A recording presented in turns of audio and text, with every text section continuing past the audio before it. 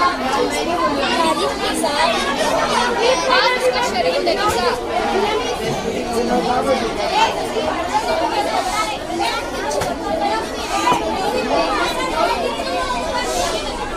इसलिए आप सल्लल्लाहु अलैहि वसल्लम का फरमान है, कुल्लु मौलूदिन यूलदु अलल फितरति फअबवाहु युहविदानिही औ युनस्सिरानिही औ युमज्जिसानिही। हर बच्चे की पैदाइश फितरत इस्लाम में होती है, लेकिन उसके माँ बाप उसे यहूदी बना देते हैं या नसरानी या मजूसी। एक बच्चे की जिंदगी पर गौर करें तो उसकी इब्तिदाई जिंदगी घर और तालीमात के गिर्द गर्दिश करती है, और ये दोनों मकामात बच्चे की तरबियत में बुनियादी किरदार और अहम रोल अदा करते हैं। बच्चे की ज़हनी, जिस्मानी और रूहानी तालीमी और इखलाकी नशोनुमा के लिए हम का बाहमी ताउन नहायत ज़रूरी है। घर बच्चे की पहली तरबियत है। इस्लाम का मतलब ये है कि बच्चे की इब्तिदाई उम्र के वो अय्याम जिनके वो पूरी तरह वालिदैन पर मुनस्सिर होते हैं, उन अय्याम जिनके वो पूरी तरह वालिदैन पर मुनस्सिर होते हैं। उन अय्याम में बच्चे की इखलाकी और मुआशरती मौजूदा मुकम्मल बने, लेकिन वालिदैन पर बच्चों की तरबियत को लेकर जो जिम्मेदारी आयत की गई है उस पर दोनों ही खड़े नहीं उतर रहे। एक तरफ बाप की कमाई किसी शरई मियार पर नहीं, दूसरी तरफ माँ की जगह टीवी मॉर्निंग बना देता है। और बच्चा कुछ सवाल करता है तो हम उसके बाद फोन दबाकर चुप करा देते हैं ताकि हमारी मसरूफियात में कोई कमी न पड़े। तालीम के नाम पर टीचर को छोड़कर हम ये समझते हैं कि हमने बच्चों की तालीम और तरबियत का अदा कर दिया। वालिदैन अपने बच्चों को नेक और अच्छे कामों की तरफ राग़िब व वाहिब कर सकते और बुरे और खराब कामों से रोक सकते। यही वो रास्ता है जो इंसान को कमाल तरबियत और बुलंदी की तरफ ले जा सकता है। इसलिए अल्लाह ताला ने बेशुमार मकामात पर हमें फराइज़ व वाजिबात से आगाह कराया और उन तमाम मुश्किलों से बचने का तरीका भी बताया, जिस पर अमल पैरा होकर हम अपने घरों, औलादों और अपने आप को शैतानी मकरो फरेब से निजात दिला सकते हैं। पहला, घर में दाखिल होते वक्त अल्लाह का जिक्र करें। सैयदना अबू मूसा अज़री रज़ियल्लाहु अन्हु से रिवायत है कि नबी करीम सल्लल्लाहु अलैहि वसल्लम ने फरमाया, जब आदमी घर में दाखिल हो तो ये दुआ पढ़े, अल्लाहुम्मा इन्नी अस्अलुका खैरल मौदसी व खैरल मखरजी, बिस्मिल्लाहि रज़ना बिस्मिल्लाहि खरजना और अल्लाहि रब्बना तवक्कलना। दूसरा, अहद खाना से सलाम करें, जैसा कि अल्लाह ताला का फरमान है, अऊज़ु बिल्लाहि मिनश शैतानिर रजीम, बिस्मिल्लाहिर रहमानिर रहीम, व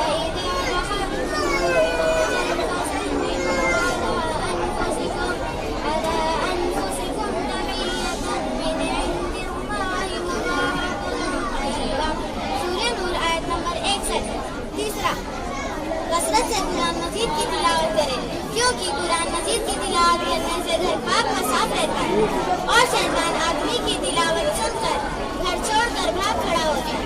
चौथा, शैतानी आवाज़ों से घरों को पाक रखें और घरों को तस्वीरों, मुजस्समों और मूर्तियों से पाक रखें, क्योंकि फरिश्ते ऐसे घरों में नहीं दाखिल होते जिनमें तस्वीरें मुजस्समे होती हैं। कसरत से नमाज और नफिल नमाज का इंतजाम करें, अच्छी बातें कहें और तवाज़ु से पेश आएं। आप सल्लल्लाहु अलैहि वसल्लम का फरमान है, खैरुकुम खैरुकुम लिअहलिही व अना खैरुकुम लिअहली। तुम में से सबसे बेहतर वो है जो अपने अहल खाना के लिए बेहतर हो, और मैं सबसे बेहतर हूँ मेरे अहल खाना के लिए। स्कूल और मदरसे इस्लामिया मुआशरे की तामीर में दोहरी ईद का काम करते हैं। ये एक ऐसी जगह है जहाँ पर इंसान साजी का काम होता है। मदरसे की हैसियत उस पावर हाउस की तरह है जो सारी दुनिया में बिजली सप्लाई करने का काम करते हैं। हम तालीम और तरबियत से हकीकी मानों में उस वक्त जुड़ सकते हैं जब हम सही मानों में अल्लाह की इताअत करें और नबी करीम सल्लल्लाहु अलैहि वसल्लम के बताए हुए तालीमात को आम करें, अपनी जिंदगी में नाफिज करें। हमारी जिम्मेदारी ये है कि हम मिशन वालिदैन, स्कूल, मदरसे की मुनज़्ज़म तालीम और तरबियत के सहारे आगे बढ़े। हमारी जिम्मेदारी ये है, अल्लाह हमें अपनी इस्लाह की तौफीक दे और औलाद की शक्ल में जो अल्लाह ने हमें अमानत अता की है उसकी तालीम और तरबियत का पूरा ख्याल रखे। अल्लाह हमें उसका अज़्र अता फरमाए। आमीन। अस्सलामु अलैकुम व रहमतुल्लाहि व बरकातुहू। ये हमारे रशब की बात है। कुरान की असली तरफ अंदर इस बात से लगाया जा सकता है कि हम इस कुरान को पहाड़ पर उतारते तो तुम जरूर देखते कि ये पहाड़ कुरान की सबसे जलाल की अजीज़ ले जाता है, जो जिस कुरान की वजह से कुरान की अजमत और अफवाज पहाड़ इस महसूस से बर्दाश्त न कर पाए, वो कुरान अल्लाह रब्बुल आलमीन ने हर इंसानों को अता किया है। इस्लाम के धर्म में से और ये कुरान का एजाज़ है। कुरान की तिलावत के कई सारे फ़वाइद हैं, जैसा कि कुरान की तिलावत से दिलों को सुकून और इत्मीनान सबक है। अल्लाह ताला इरशाद फरमाता है, अला बिज़िक्रिल्लाहि तत्मइन्नुल कुलूब, जान लो कि अल्लाह के जिक्र से, तिलावत की कुरान से सुकून में इत्मीनान सबक है। यानी अल्लाह के जिक्र से, तिलावत कुरान से सुकून में इत्मीनान नसीब होता है। तिलावत कुरान से उस पर अमल करने से इंसान बेहतर से बेहतरीन होता है। आप सल्लल्लाहु अलैहि वसल्लम ने फरमाया, तुम में से बेहतरीन शख्स वो है जिसने कुरान करीम को सीखा और उसको सिखाया। आप सल्लल्लाहु अलैहि वसल्लम ने फरमाया, कुरान पढ़ने वाले शख्स के माँ बाप को क़यामत के दिन ऐसा ताज पहनाया जाएगा जिसकी रोशनी दुनिया के सूरज की रोशनी से भी ज़्यादा बेहतरीन होगी। जबकि सूरज को इतना करीब कर लिया जाए गोया कि तुम्हारे घर में उतर आया है, तो तुम समझ सकते हो जब कुरान पढ़ने वाले शख्स के माँ बाप का ये मर्तबा है तो उस शख्स के माँ बाप का क्या मर्तबा और मुकाम होगा जिसने कुरान करीम पर अमल किया। कुरान पढ़ने वाली माँ तुम कुरान पढ़ो, क्योंकि कुरान क़यामत के दिन वकालत बनकर आएगा। आप सल्लल्लाहु अलैहि वसल्लम ने फरमाया, कुरान पढ़ने वालों के लिए कुरान सिफारिश वकील बनकर आएगा। सही बुखारी, सही मुस्लिम। कुरान पढ़ने से फरिश्तों का साथ मैसर होगा। हज़रत आयशा रज़ियल्लाहु अन्हा कहती थी कि आप सल्लल्लाहु अलैहि वसल्लम ने फरमाया, जो शख्स कुरान में माहिर है वो मुअज़्ज़िज़ फरिश्तों के साथ होगा, और जो शख्स कुरान अटक कर बामुशक्कत पढ़ता है उसके लिए दौरा आज़म होगा। कुरान की तिलावत से शैतान के सर से पनाह मिलती है। हज़रत अबू हुरैरा से रिवायत है, आप सल्लल्लाहु अलैहि वसल्लम ने फरमाया, अपने घर को कब्रिस्तान न बनाओ, बेशक शैतान उसको भाग जाता है जिस घर में सूरह बकरा की तिलावत की जाती है। इसी सूरह बकरा की तिलावत कुरान करने वाले के लिए काफ़ी है। किफ़ायत करने का मतलब ये है कि ये तो आयत है और इसकी तिलावत क़यामुल लैल के बराबर और किसी के शुरू का निजात का बाइस है। तिलावत कुरान से अज़ाब कब्र का निजात का ज़रिया है। आप सल्लल्लाहु अलैहि वसल्लम हर रात सोने से पहले सूरह नूर का सूरह सजदा को पढ़ा करते थे। हदीस में आता है कि जो शख्स हर रात दोनों सूरतों को पढ़ेगा उसे अज़ाब कब्र से निजात मिलेगी। तिलावत कुरान से बीमारी की शिफा मिलती है, जैसा कि सूरह फातिहा के बारे में हदीस में आता है कि सूरह फातिहा में हर वक्त की शिफा है। इसी तरह कुरान की तिलावत से सवाब में इजाफा होता है, जैसे कि सूरह इखलास के बारे में अबू सईद खुदरी रज़ियल्लाहु अन्हु से रिवायत है कि अल्लाह के रसूल सल्लल्लाहु अलैहि वसल्लम ने फरमाया कि बेशक हर एक सूरह एक तिहाई कुरान के बराबर है।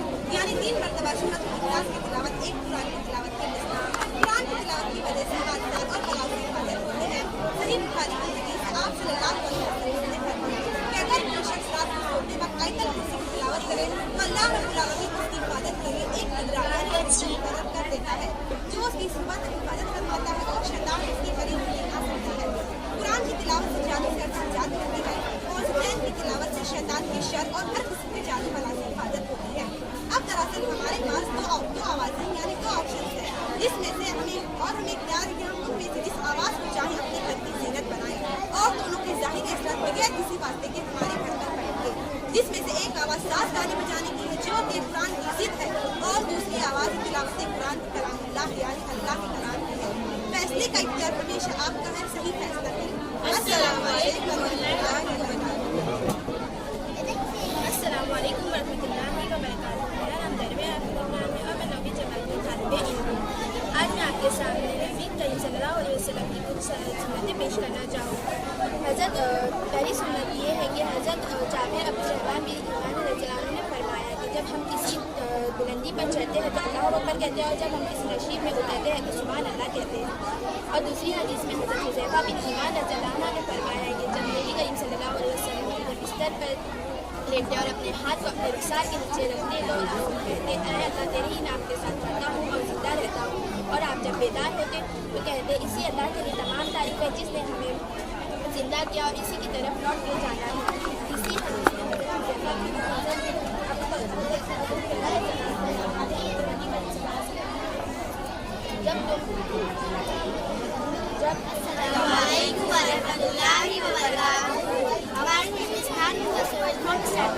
My name is Aishwarya.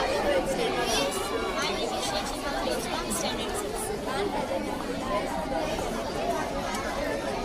Our topic is what is Islam?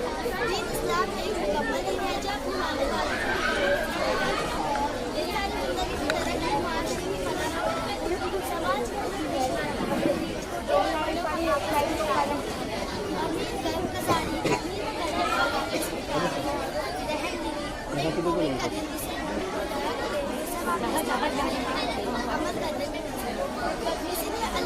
अल्लाह ताला हर मुश्किल और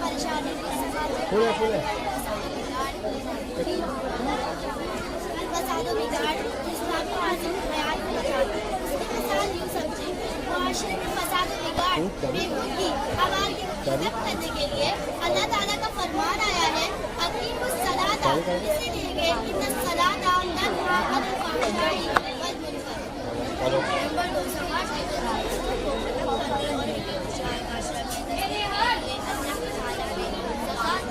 करा दिया है। रिश्तेदारों और पड़ोसियों के साथ खास तौर से काम पर जोर दिया है। चुनांचे कहा गया है समाज में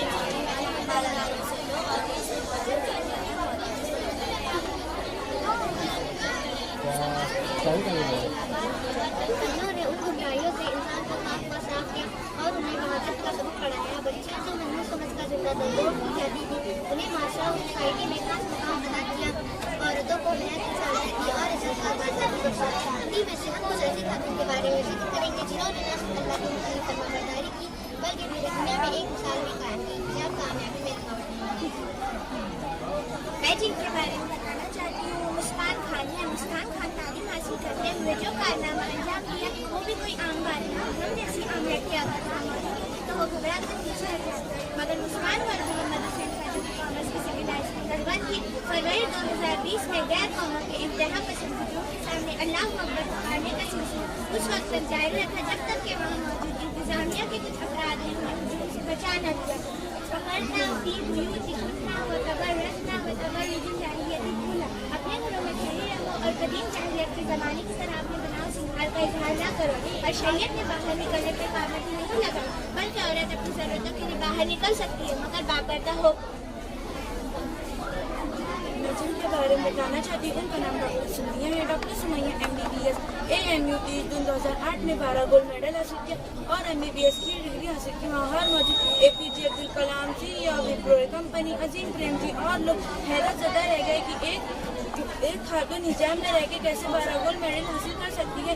इनका नात अंदाज़ा कारनामा इस बात की निशानदही करता है कि एक मुस्लिम लड़की तालीम के मैदान में हिजाब पहनकर आगे बढ़ रही है और अब तक जिंदगी तालीम हासिल कर रही थी तो इनकी शादी हो चुकी थी और वो कहती है कि हिजाब इनकी ज़िंदगी में कभी भी परेशानी का सबब नहीं बना। और वो जब फाइनल ईयर इम्तिहान की तैयारी कर रही थी तो उन्होंने एक बच्चे को जन्म दिया। अल्हम्दुलिल्लाह उन्होंने तालीम भी हासिल की और 12 गोल्ड मेडल के साथ हिजाब में रह के दुनिया वालों को एक तरक्की की मिसाल कायम की। मैं जिनके बारे में बताना चाहती हूँ शहनाज बुखारी जिन्होंने मुकम्मल हिजाब में रहकर अपनी तालीम मुकम्मल। मेरा नाम मरियम है, हम आठवीं जमात में पढ़ते हैं। आज का हमारे ईमान का नाम इस्लाम ने मर्द और औरत के कहा जाता है कि इस्लाम में औरत को कोई हक नहीं दिया जाता, ये गलत है। बल्कि इस्लाम एक ऐसा मजहब है जहाँ औरत को मर्द की तरह ऊँचा मुकाम दिया जाता है। अगर इस्लाम में औरत के मुल्क को तकसीम करें तो उन्हें कई हिस्सों में तकसीम कर सकते हैं। उसमें से चंद बातें हम आपके सामने पेश करते हैं।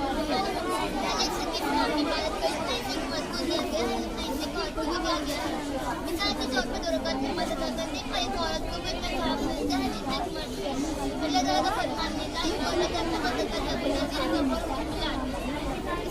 इसमें कि जो भी नेक अमल करे वो मर्द हो या औरत उसकी जन्नत दाखिल किए जाएंगे और उनके साथ जरा भी अदल भी नहीं की जाएगी।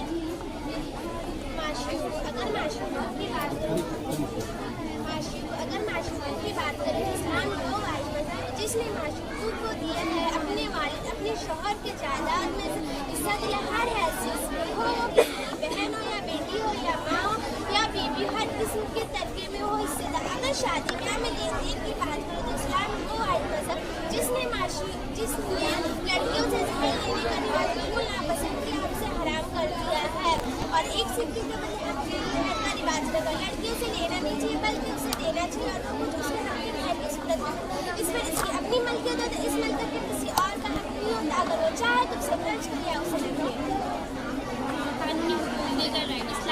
मर्द और औरत को बराबरी का मुकाम दिया है। जिस तरह औरत हर दर्जे में मर्द के बराबर होती है, उसी तरह कानूनी तौर पर भी दोनों बराबर है। अगर कानूनी हुकूक की बात करें तो जैसे सज़ा एक मर्द को किसी जुर्म करने पर मिलती है, तो वही सज़ा एक औरत को भी बराबर दी जाएगी। यानी इस्लाम में मर्द और औरत सज़ा के मामले में बराबर है, लेकिन बल्कि इस्लाम ने औरत की इज्जत की इतनी फिक्र की है कि अगर कोई एक शख्स किसी औरत पर झूठा बौतान लगाता है तो उसे अपनी तरफ से 4 गवाह पेश करने होंगे। उन चारों गवाहों में से कोई एक गवाह भी झूठा निकलता है तो उसको अपनी तरफ से एक गवाह भी झूठा निकलता है तो उसको 80 कोड़े की सज़ा दी जाएगी और दोबारा कभी भी किसी भी मामले में उसकी गवाही को कबूल नहीं की जाएगी। इस्लाम के अलावा और किसी मजहब ने औरत की इज्जत की इतनी फिक्र नहीं की है। मुआशरा के हुकूक, सोशल राइट्स। अगर हम मुआशरा के हुकूक की बात करें तो इस्लाम की आमद से पहले लोग लड़कियों के पैदा होते ही उन्हें ज़मीनों में दफना देते थे, और अगर उन्हें जिंदा भी रखा जाता था तो उन्हें कोई हुकूक नहीं दिए जाते थे और ना ही इज्जत। और आज भी ऐसा होता है कि लड़कियों के पैदा होने को आज भी नापसंद किया जाता है, और अगर उन्हें पता चल जाता है कि उनके घर एक लड़की पैदा होने वाली तो वो अपनी पूरी कोशिश करते हुए पैदा ना हो। मगर रसूल सल्लल्लाहु अलैहि वसल्लम के आने के बाद इस्लाम ही पहले ऐसा मज़हब था जिसने उन्हें जीने का हक दिया, और इस्लाम ने ही उन्हें रहमत करार दिया और लोगों की सोच को बदला। इस तरह निकाह के मुतालिक भी इस्लाम ने औरतों को हक दिया। जिस तरह निकाह में एक लड़की की रजामंदी से हक दिया जाता है, उसी तरह एक लड़की को भी, और इस निकाह में दोनों की रजामंदी होनी चाहिए। और अगर कोई लड़की अपनी शादीशुदा ज़िंदगी में खुश नहीं है तो जिस तरह एक लड़कों को तलाक लेने का हक है, इसी तरह एक लड़की भी खुला ले सकती है। इस तरह इस्लाम ने औरतों को माँ की हैसियत से ऊँचा मकाम दिया। एक माँ के कदम तले एक औलाद को जन्नत दी है। एक माँ इस्लाम में माँ को अपनी औलाद से उसके सलूक में एक बाप की बनिस्बत 3 गुना ज़्यादा हक दिया जाता है। हमारा 5वां हुकूक है तालीमी हुकूक, एजुकेशन राइट्स। अगर हम तालीमी हुकूक की बात करें तो आजकल तालीमी इदारे में बहुत सी तब्दीलियाँ हो रही हैं, और आजकल लड़कों की तालीम को आसान करने के लिए और उनके रास्ते में आने वाली रुकावटों को पूरी तरह से हल किया जा रहा है, और इसे आसान बनाने के लिए उन्हें तरह तरह की स्कीम्स मिल रही है, और आजकल तो उन्हें स्कॉलरशिप, एजुकेशनल बैंक लोन्स भी दिए जा रहे हैं। इसलिए आज लड़कियों को ज़्यादा पढ़ना चाहिए। इस्लाम में इल्म के मुतालिक कहा गया, इब्न माजा की हदीस है कि रसूल सल्लल्लाहु अलैहि वसल्लम ने फरमाया, तलबुल इल्मी फरीज़तुन अला कुल्लि मुस्लिमीन, यानी इल्म हासिल करना हर मुसलमान पर फ़र्ज़ है, यानी सिर्फ मर्द पर नहीं बल्कि औरत पर भी। और ये बात 1400 साल पहले की जा रही, जबकि कुछ ही मर्द गिनती के पढ़े लिखे पाए जाते थे। और यहाँ तो फ़र्ज़ की बात की जा रही जिसको हम छोड़ नहीं सकते, और इसे फ़र्ज़ भी कहा गया जो कि हर इंसान पर लाज़िम है। इसलिए हर इंसान को ज़्यादा से ज़्यादा तालीम हासिल करनी चाहिए। शुक्रिया। आपके तालिब इल्म है और हमारा अनवान हज होगा। हज के अरकान लिबास एहराम पहनने के बाद नियत करना इंसान की ज़िंदगी में सिर्फ एक मरतबा ही फ़र्ज़ है। इसलिए हज और उम्रा करने वाले को चाहिए कि वो ये इबादत रसूल सल्लल्लाहु अलैहि वसल्लम के तरीके से अदा करने की कोशिश करे। एहराम बांधना, जब हज और उम्रा करने वाला मिक़ात पहुँचे तो गुस्ल करे, जिस पर खुशबू लगाए, और एहराम के कपड़ों पर खुशबू लगाना जायज़ नहीं है। मर्दों का एहराम 2 चादरें और औरतों का एहराम रोज़मर्रा का लिबास है। उम्रा करने वाला कुछ अगर उम्रा करने वाला अपनी नियत रखता है, उम्रा करने की नियत रखता है तो हज अस्वद और मेहमानी के दरमियान हर चक्कर में रब्बना आतिना फिद दुनिया हसनतन व फिल आखिरति हसनतन व क़ीना अज़ाबन्नार पढ़ना मसनून है। तवाफ के 3 चक्करों के बाद मर्दों के लिए रमल यानी तेज और छोटे छोटे कदमों में चलना मुस्तहिब है, और 7 चक्कर पूरे होने के बाद गाना करना ना करें। तवाफ के बाद मकामी इब्राहिम के पीछे 2 रकात नमाज पढ़ना मशरूअ है। इसकी पहली रकात में सूरह फातिहा के बाद सूरह काफिरून और दूसरी रकात में सूरह फातिहा के बाद सूरह इखलास पढ़ना सुन्नत है। तवाफ की ये 2 रकात भीड़ की सूरत में हरम में किसी भी जगह पढ़ी जा सकती है, और जब जो नमाज पूरी हो जाए तो जमजम पिए और इसे जिस्म पर डालें, और मुमकिन हो तो हज अस्वद को पहुँचा दें। सफ़ा करना भी सही, तवाफ के बाद सफ़ा पर जाएं और ये दुआ पढ़ें, फिर सफ़ा पर परवतन शायर अल्लाह, और ये भी कहें सफ़ा पर इतना चढ़ें कि काबा नज़र आने लगे, और सफ़ा पर इतना चढ़ें कि काबा नज़र आने लगे, और सफ़ा से मरवा तक 1 चक्कर लगाए और मरवा से सफ़ा तक 1 चक्कर, इसी तरह मरवा के 7 चक्कर सफ़ा होता है। उसके बाद वहाँ पर सफ़ा पर जाकर फिंगर करके देखना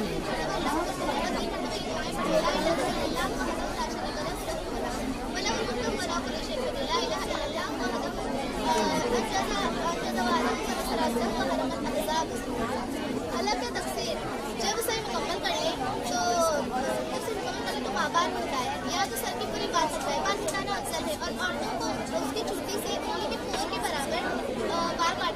इसी तरह उम्र मुकम्मल होता है। हज का तरीका, हज की नियत करने वाले के लिए हज के 3 किस्म में से किसी एक किस्म का इंतजाम करना जरूरी है, फिर उसे उसी किस्म के मुताबिक अमल करने के लिए। हज नंबर 1, हज तमत्ता करने वाले मिकात से ihram बांधे और फिर लब्बैक का उम्रतन मुतमत्ता इलल हज कहते हुए तलबीया शुरू कर दे और फिर हरम को हज कर ihram बांधे और आम लिबास पहने। हज किरान करने वाले भी इसी तरह मिकात से ihram बांधे, उसके बाद लब्बैक का उम्रतन हज कहते हुए तलबीया करना शुरू कर दे और फिर 10 ज़िलहज्जा तक वो उसी ihram में रहे और जब जमरतुल उक़बा की रमी और कुर्बानी हो जाए उसके बाद वो ihram खोल दे और फिर हज अफराद, इसी तरह हज अफराद करने वाले भी मिकात से ihram बने और लब्बैक का हजम कहते हुए तलबिया कहना शुरू करें और इसी ihram में 10 ज़िलहिज्जा तक बाकी रहे। जब जमरा अक़बा की रमी कर ले तो बाल कटा ले और ihram खोल दे और आम लिबास पहन ले। 8 ज़िलहिज्जा यानी हज यौम तरविया हज तमत्ता करने वाले मुकीम हज़रात अपनी रिहाइशगाह में ihram बाने और मिना के लिए रवाना हों और वहाँ ज़ोहर, असर, मगरिब, इशा और फज्र की नमाज इनके वक्तों में कसर करके अदा करें। इसी तरह हज कुरान और हज अफराद करने वाले भी मिकात से ihram के लिए रवाना हों और वहाँ ज़ोहर का फज्र, 5 नमाजें कसर करके अदा करें।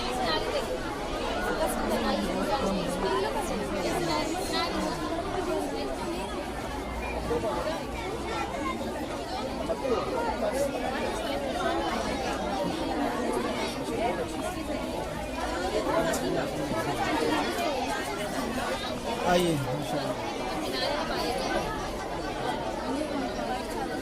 हम जानते हैं कुतुब मीनार के बारे में। कुतुब मीनार इतने ऐबक ने इसे बनवाना शुरू किया, इनकी मौत के बाद शहरी ने अल्तमश ने इसे पूरा किया। ये मीनार 300 मीटर की तरह ऊंची है, इसके ऊपर चढ़ने के लिए गोलाई में सीढ़ियाँ बनाई गई है। इस मीनार में 5 मंजिलें हैं, सबसे ऊपर वाली मंजिल में पहुँचने के लिए 379 सीढ़ियाँ चढ़नी पड़ती है। इस मीनार में बाहर की तरफ बालकनी बनाई गई है, यहाँ से दूर दूर के मंजर नजर आते हैं। 1993 में इस्लाम मुकम्मल हो जाने पर सुल्तान कुतुबुद्दीन ऐबक ने एक शानदार मस्जिद बनाने की कामना शुरू करवाई थी, जो मस्जिद बहुत इस्लाम के नाम से जानी जाती है। ये कुतुब मीनार दुनिया का 5वां अजूबा है। ये कुतुब मीनार की पहली, दूसरी और तीसरी मंजिल से इस्लाम पत्थर से बनाई गई है। चौथी और 5वीं मंजिल सऊदी पत्थर और सिलकोना पत्थर से बनाई गई है। मीनार को सन 1199 में बनाना शुरू किया गया, जो सन 1220 में तैयार हो गई। मीनार को बनाने के लिए उसे 21 साल का वक्त लगा है। इसका पूरा रकबा 24,000 स्क्वायर फुट है। मीनार का नक्शा नीचे से 14.50 मीटर है और ऊपर से 2.75 मीटर है। कुतुबुद्दीन ऐबक ने एक और मीनार की तामीर का काम शुरू किया, जो आधा मुकम्मल हुआ था लेकिन किसी वजह से बन नहीं पाया, जिसे अलाई मीनार कहा जाता है। ऐसा कहा जाता है कि अगर अलाई मीनार बनती तो ये कुतुब मीनार से और भी ऊंचाई पर बनती। अलाई मीनार बनाने का काम 1311 में शुरू किया गया, जिसको बनाने का फैसला अलाउद्दीन खिलजी ने किया था। अलाउद्दीन खिलजी का कहना था कि अलाई मीनार कुतुब मीनार से 2 गुना ऊंचाई पर बनाई जाए, ताकि सब लोगों को लगे कि अलाउद्दीन खिलजी कितना ताकतवर सुल्तान था। अलाउद्दीन खिलजी के कारीगरों ने कुतुब मीनार की कॉपी करते हुए इसमें 16 कोने बनाए, लेकिन इस मीनार को सपोर्ट करने के लिए कोई स्ट्रक्चर नहीं बनाया गया। इस मीनार का इसका और हिस्सा बन पाता कि इसी दौरान अलाउद्दीन खिलजी की 1316 में मौत हो गई। इस तरह अलाई मीनार बनाने का काम रोक दिया गया।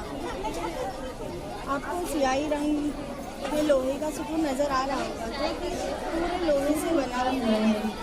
ये सुतून 2-3 साल में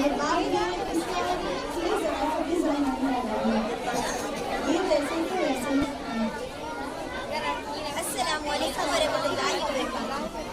कहाँ है? बम्बई में? बम्बई कहाँ है? दिल्ली में।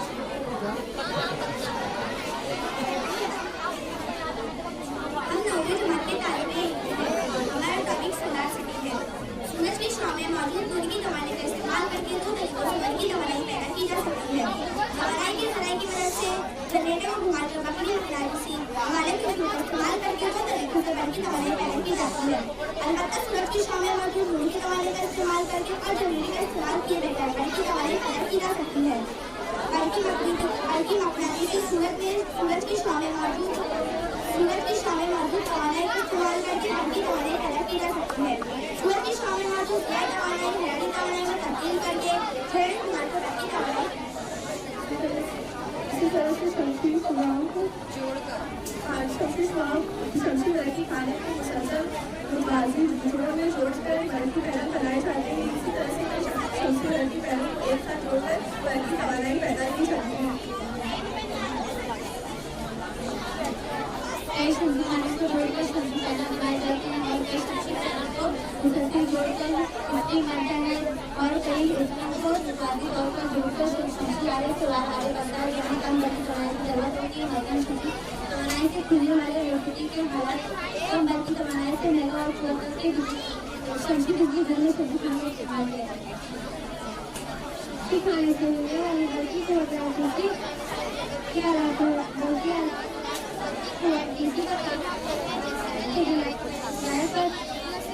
बल्कि इसका इस्तेमाल आसानी से हो सकता है, लेकिन सब्जी खाने से उसी वक्त तवानाई हासिल हो सकती है जब सूरज की रोशनी मुयसर होगी। अगर इन तवानाई का इस्तेमाल कुछ और करना हो फिर वसीला करके रखने की जरूरत है। कई शमसी पैनल को बाहम जोड़कर जरूरत के मुताबिक शमसी तवानाई पैदा कर सकते हैं। इस तरह की तवानाई पैदा करने के दौरान किसी भी किस्म का ईंधन का एतराफ नहीं होता, इसीलिए किसी भी किस्म की आलूगी नहीं होती, लेकिन सूरज की रोशनी से दिनी मैसर होती है। इसीलिए शमसी लड़की खाने से दिनी बिजली पैदा कर सकते हैं। अस्सलाम वालेकुम।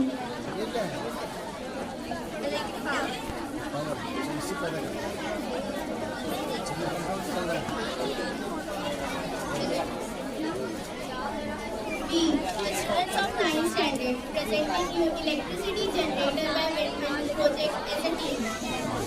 The material used in this project are cardboard, color paper, battery, motor, wire, etc. Under the guidance with our teacher and the support of our management. Here, this windmill is supplying electricity to the street lights and all the lights are connected to this windmill power. Windmill captures wind energy and uses generator to convert it to electrical energy. Windmill is one of the best source of energy. When it is a windy day, then there is a lot of power. It does not pollute at all. It does not produce greenhouse gases. It is one of the most cheapest energy sources. The materials used in this project are mount board, solar panels, water pump, thermocol, color chart paper, etc. Under the guidance of our teacher with the support of our management. Solar farm is the new test of solar energy, the new source of renewable energy that can add all electricity in the humankind without causing any damage to the environment. Solar forms a large-scale collection of photovoltaic panels that cover anywhere from 1 to 100 acres of land. They cover sun energy to generate electricity. Solar power does not pollute the environment or the water. Solar farm have a high return on investment, especially when electricity bill maintenance expenses. The solar electricity. Solar farming mainly using this. मेरा नाम उस्मा है। मेरा नाम सदा है। मेरा नाम आसिफा है। हम 8वीं जमाती तालिबा हैं। हमारा उन्वान आलूगी है। सबसे पहले हम ये जानते हैं कि आलूगी होती क्या है या किसे हम आलूगी कहते हैं। मामूली किसान के लिए वो नुकसान जिससे कुदरती माहौल में खराबी पैदा होती है आलूगी कहलाती है। आलूगी कई किस्में हैं, लेकिन फिजाई आलूगी, आधी आलूगी और मिट्टी के आलूगी माहौल के लिए बड़ा मसला है। फिजाई आलूगी जिस हवा में जहरीली गैसें, धुआं, खुरदीली जानदार जैसे खतरनाक अजर शामिल होकर फिजा को आलूदा करते हैं, फिजाई आलूगी कहलाती है। फिजाई आलूगी की कई वजूहात हैं, कुछ कुदरती और कुछ इंसान की पैदा करदा। कुदरती वजूहात जैसे जलजला, आतिशफशा का फटना, जंगल की आग वगैरह, और कुछ इंसान की पैदा करदा वजूहात हैं जैसे सनतकारी, जहरी धमाके वगैरह। इन सारी चीजों के मदद असर माहौल पर दिखाई देते हैं। इन सारी चीजों से रुकावट के लिए हमें मुख्तलिफ तदाबीर करने होंगे, जैसे सियासी की पैदावार पर रुकावट, शहरों में बदबू फैलाने वाले कचरों पर पाबंदी से सफाई। इन तमाम चीजों के जरिए हम माहौल को आलूदा होने से बचा सकते हैं। कुदरती और बैरूनी अजाज के वजह से पानी गंदा और ढीला हो जाता है, जिसको आग मिट्टी और पैरों के अवजात की वजह से जब पानी गंदा और जहरीला हो जाता है तो मॉस्किटो की विकास बीमारियां बनती हैं। इसको कहते